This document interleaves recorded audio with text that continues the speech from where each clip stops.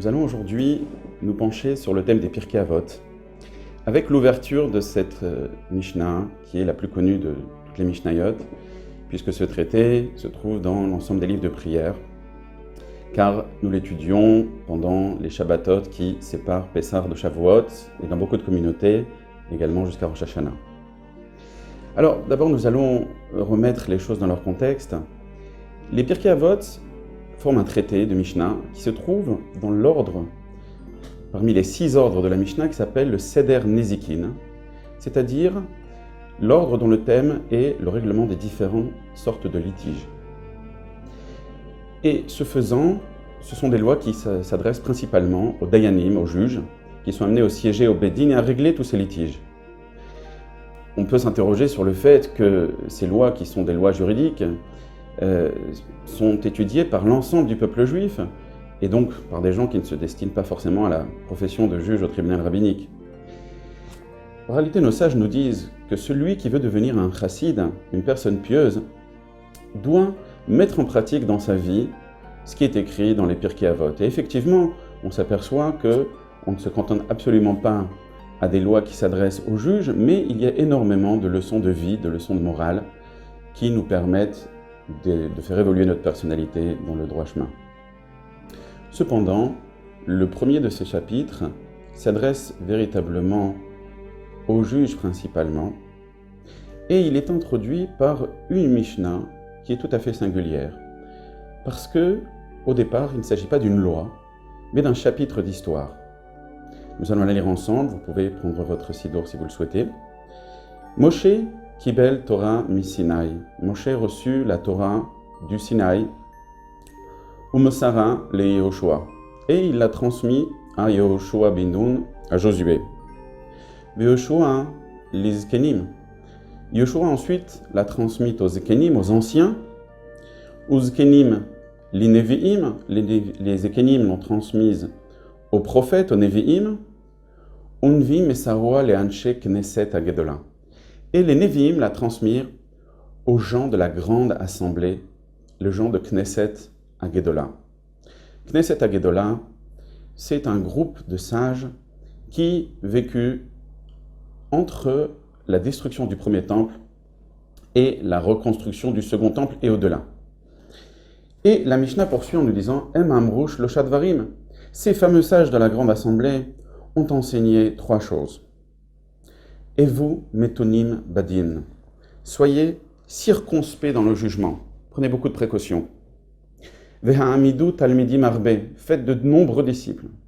Va'asu seyag la Torah, et faites une barrière de protection autour de la Torah, ce qui signifie de promulguer des décrets qui protégeront l'accomplissement de la Torah comme il se doit, qui empêcheront les Juifs de s'approcher de l'interdit. Alors, cette Mishnah est tout à fait singulière, parce que la Mishnah n'a pas vocation à être un livre d'histoire. Mais d'un autre côté, si déjà on fait de l'histoire, on s'aperçoit que cette Mishnah est bien trop brève pour nous enseigner la véritable histoire de la transmission de la Torah. Celle-ci peut se retrouver dans l'introduction du Rambam, lorsque Maïmonide nous cite l'ensemble des générations. Et elle va beaucoup plus loin, elle ne se contente pas de dire les Zkenim, parce que les Zkenim ont constitué de très nombreuses étapes. Les Nevi'im, il y a eu des dizaines de générations. Une deuxième question qui apparaît dans cette Mishnah, c'est que le terme Nevi'im peut nous induire en erreur. Effectivement, dans l'histoire juive, il y a eu des générations dans lesquelles le Beddin principal était régi par des prophètes. Cependant, dans l'établissement de la loi, lorsqu'ils tranchaient la loi, ils n'agissaient pas en tant que prophètes. Ça leur était même interdit. Mais ils agissaient comme des sages, qui devaient trancher la loi en fonction des déductions de leur esprit, basées sur les principes qui ont été transmis au Mont Sinaï, les principes juridiques d'interprétation de la Torah, et non pas une prophétie. Quelle est la différence entre la déduction d'un sage et la prophétie d'un prophète? Eh bien, la déduction d'un sage est le fruit de son interprétation, de son travail intellectuel, alors que la prophétie, c'est ce qui a été montré au prophète par une vision prophétique. Le prophète voit la chose telle que Dieu la lui montre. Et ce n'est pas ainsi qu'on étudie la Torah. C'est ainsi que les messages divins peuvent se transmettre. Mais l'étude de la Torah et l'élaboration du jugement rabbinique ne se fait pas par prophétie. Et donc, c'est a priori singulier, et nous devons comprendre pourquoi le Tana, Rabbi Yehuda Hanassi, lorsqu'il a compilé la Mishnah, et le Tana qui vient nous enseigner, le sage particulier qui est l'auteur de cette Mishnah, pourquoi il a choisi d'employer le terme Nevi'im. Une troisième question sur cette Mishnah, c'est que nous ne comprenons pas pourquoi on vient mélanger un chapitre d'histoire avec les 3 enseignements des membres de la Grande Assemblée, fait de nombreux disciples, etc. A priori, ça aurait dû faire l'objet de 2 Mishnayot séparés. Alors, une fois que nous avons posé ces questions, nous allons nous pencher sur la Mishnah elle-même et nous allons y puiser des réponses et nous allons voir qu'elle recèle en réalité d'une très très très grande leçon de vie pour nous tous. Tout d'abord, pourquoi les Pirkei Avot se trouvent-ils dans le Seder Nezikin? Tout simplement parce que il ne suffit pas de savoir la loi pour trancher la loi, en tout cas dans le judaïsme, mais un juge doit obligatoirement avoir des conditions, des qualités personnelles qui le rendent apte à juger au-delà de son intelligence et de ses connaissances juridiques. Et la première de ces qualités, c'est qu'un juge doit être quelqu'un de pieux, doit être quelqu'un qui craint Dieu, doit avoir un comportement exemplaire, et ceci le qualifie pour trancher la loi. En réalité, lorsqu'on vient nous donner les différentes étapes de la transmission de la Torah, cette Mishnah est en train de nous dire de quelle manière la Torah doit s'installer à l'intérieur de nous. Si nous sommes un juge qui allons siéger au tribunal, ou tout simplement si nous sommes un juif doté d'un libre arbitre qui doit faire des jugements au jour le jour, qui doit prendre des décisions dans la façon dont il va faire avancer sa famille dans le droit chemin, dans le domaine professionnel, dans sa vie individuelle, intime, ou bien dans ses rapports avec autrui. Il est amené à faire des jugements comme un juge qui siège au tribunal. Et les différentes étapes de la transmission de la Torah, la façon dont la Torah doit prendre possession de lui, sont illustrées par ces différents niveaux. Le premier niveau qu'on nous donne, Moshe Kibel Torah Misinaï. Moïse, Moshe Rabbeinu, c'est lui le premier récepteur de la Torah au mont Sinaï. À savoir que nous-mêmes, la première approche que nous devons avoir avec la Torah, eh bien, c'est cette dimension où nous pouvons ressembler à Moshe Rabbeinu. C'est d'ailleurs ce que nous disons à un enfant. Les premiers mots qu'un enfant doit apprendre à prononcer, dès lors qu'il sait parler, c'est Torah Tzivalanu Moshe, Morasha Keilat Yaakov. C'est la Torah que nous a ordonné Moshe, qui est l'héritage de la communauté de Jacob. C'est la Torah telle qu'elle est véhiculée par Moshe, qui est notre Torah. En quoi la Torah est-elle spécifique lorsqu'elle est véhiculée par Moshe, plutôt que tout simplement l'énoncé d'un texte qui se trouverait dans un livre? Eh bien, Moshe représente l'humilité par excellence, l'effacement de soi. Moshe Rabbeinu, c'est l'homme dont il est dit qu'il n'a jamais existé un homme plus humble que Moshe Rabbeinu. Celui qui est totalement effacé devant Dieu. C'est cette dimension de nous-mêmes qui doit se lier en premier lieu avec la Torah. C'est l'humilité intrinsèque. C'est la dimension de l'âme du juif où il ne fait qu'un avec HaKadosh Baruch Hu, avec la divinité. Nous pouvons ensuite passer à la deuxième étape. La deuxième étape, c'est Yehoshua ben Nun.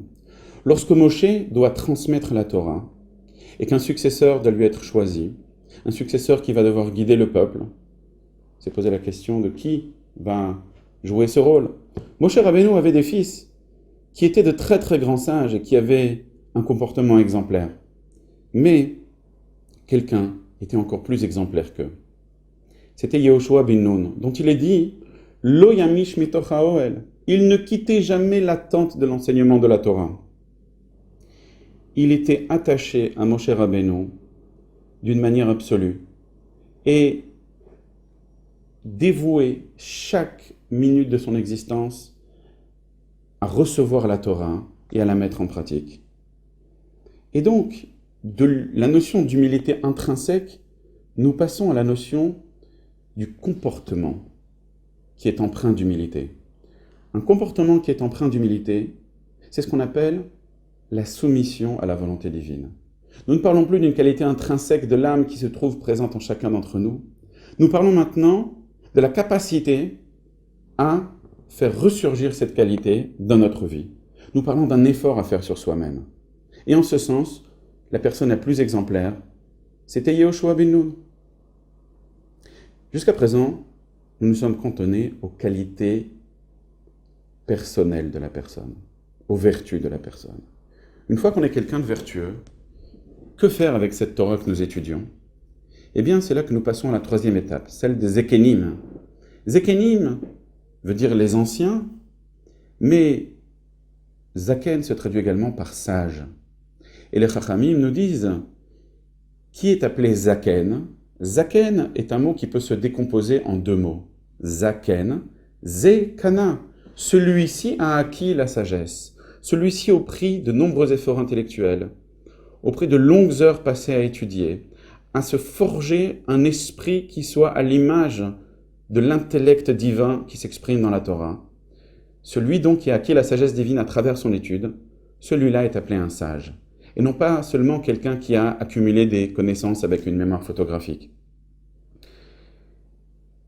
Nous parlons donc de quelqu'un qui sait travailler et qui a su investir l'humilité non seulement dans un comportement vertueux, dans un comportement charitable, mais l'humilité dans le sens intellectuel du terme.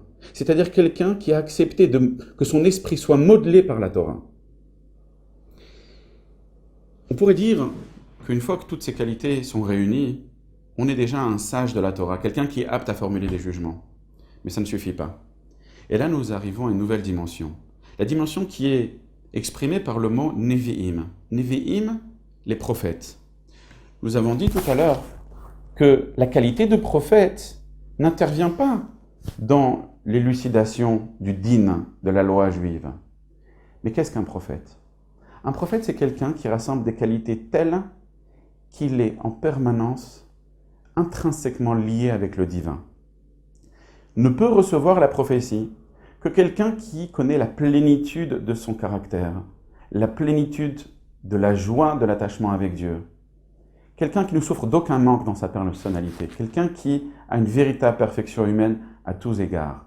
Cette personne-là, eh bien, c'est une personne qui est le compagnon d'Akadosh Baruch Hu, du divin à chaque instant. Lorsque cette personne-là se penche dans l'étude de la Torah, alors sa crainte de Dieu, son attachement à Dieu fait en sorte qu'elle va être guidée dans son jugement, qu'elle sera protégée d'une erreur de jugement. Bien sûr, nos sages nous disent que dans une certaine mesure, la prophétie a disparu. Cependant, cette idée-là, cette notion-là, d'être attaché à Dieu, et que ce soit cette dimension-là qui nous guide dans l'étude de la Torah, cette notion-là, elle a bien sûr perduré. On nous dit d'ailleurs que les Tanaïm et les Amoraïm, les sages de la Mishnah et du Talmud, avant de formuler un jugement, eh bien, ils avaient une vision prophétique de Ruach HaKodesh, dans laquelle ils voyaient la loi divine telle qu'elle se trouve exprimée dans les mondes supérieurs. Et une fois qu'ils avaient eu cette vision, ils faisaient un travail intellectuel pour arriver à la déduire comme il se doit des versets de la Torah avec les lois d'interprétation de la Torah. Et c'est en fonction de leur déduction, bien sûr, qu'ils émettaient leur jugement. Mais tout ceci était guidé par une perception divine et spirituelle de la chose. Eh bien, aujourd'hui également, on dit que lorsque un rabbin est animé avant tout de la crainte de Dieu, il va bénéficier de ce qu'on appelle siyata dishmaya, c'est-à-dire l'aide du ciel dans son jugement. Et de même, nous également, même si nous ne sommes pas des juges, même si nous ne sommes pas des rabbins, lorsque nous avons des choix à faire dans notre vie, eh bien, c'est la crainte de Dieu qui nous attache à la réussite. C'est la crainte de Dieu qui nous relie avec le fait de faire des bons choix, des choix éclairés. Alors on pourrait s'arrêter là et dire voilà, nous avons donné la définition de ce qu'est un juge. Nous avons donné la définition de ce qu'est un véritable rabbin, de ce qu'est un juif pieux, quelqu'un qui va être amené à prendre des décisions éclairées. Mais voilà que viennent les gens de la Grande Assemblée. Alors, les gens de la Grande Assemblée, ce sont des gens qui ont vécu, comme je vous l'ai dit, après la destruction du temple. et qui ont vécu la reconstruction du temple. Ce sont des gens qui ont eu comme charge de traduire la tradition qui existait avant la destruction du temple en une Torah qui allait servir dorénavant de moteur de la délivrance, d'outil, d'instrument de la délivrance depuis la reconstruction du second temple jusqu'à Bezrat Hashem, la venue du Mashiach. Et c'est pour cela qu'ils ont été appelés les gens de la grande assemblée. Nous dit la Gemara dans le traité Yoma, Daf Samertet Amud Bet, une agada qu'on retrouve également dans Masechet Sanhedrin. Pourquoi ont-ils été appelés la grande assemblée, Knesset Gedola? Pourquoi ont-ils mérité ce terme? Nous dit-on parce qu'ils ont retourné la couronne de la divinité, la couronne de la Torah, à sa place. Ils l'ont réinstaurée. Effectivement, Moshe Rabbeinu, lorsqu'il nous parle d'Akadosh Baruch Hu à la fin des 40 ans, et qu'il nous décrit le Dieu dans lequel nous devons croire, il nous parle de Hakel, Agadol, Agibor, Ve'anora, le Dieu puissant, grand, puissant et redoutable. Agadol, grand, Agibor, puissant, Ve'anora, redoutable. Et ce sont ces mots que nous disons au début de notre prière quotidienne de la Hamida. Et puis il y a eu les événements de la destruction du temple. À ce moment-là, lorsque le prophète Jérémie a formulé une prière, il a omis de dire Anora. Il a omis de dire le mot redoutable. Un peu plus tard, lorsque Daniel lui-même a formulé des louanges à Dieu, il a omis de dire à Gibor. Pourquoi donc? Eh bien, Yirmiyahu a dit, comment pourrais-je parler de l'aspect redoutable de Dieu lorsque les ennemis de Dieu, les ennemis du peuple juif sont en train de danser dans les ruines du temple? En quoi Dieu s'exprime-t-il de façon redoutable aujourd'hui? Je ne peux pas dire quelque chose qui est contraire à la réalité visible. Daniel, de la même manière, il a dit, aujourd'hui, le peuple juif, dans sa majorité, a été emporté en exil. Et voilà que des étrangers ont réduit le peuple de Dieu en esclavage. Où s'exprime donc la puissance de Dieu? En quoi est-il Gibor aujourd'hui? Et voilà que les gens de la Grande Assemblée ont restauré l'appellation de Dieu. Lorsqu'ils ont composé la prière, ils ont réintroduit les mots Agibor Ve'anora. Comment ont-ils justifié cela? Eh bien, regardez, ils ont apporté une lecture totalement novatrice de la réalité. Là où le prophète Jérémie et le prophète Daniel avaient une lecture où s'exprimait principalement la dimension de la galoute de l'exil, parce qu'ils ont vécu cette période-là.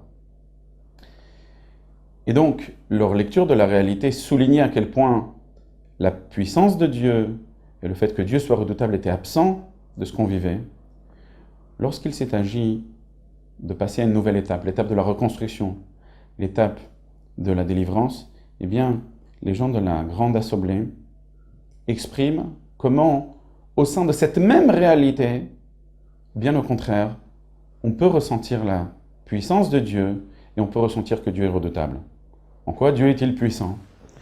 Eh bien, nos sages, dans les mêmes Pirkei Avot, nous ont enseigné, Ezeu Gibor, quelle est la véritable puissance? Quel est le véritable homme puissant? Akovesh et Yitzro, celui qui est capable de conquérir ses propres tendances.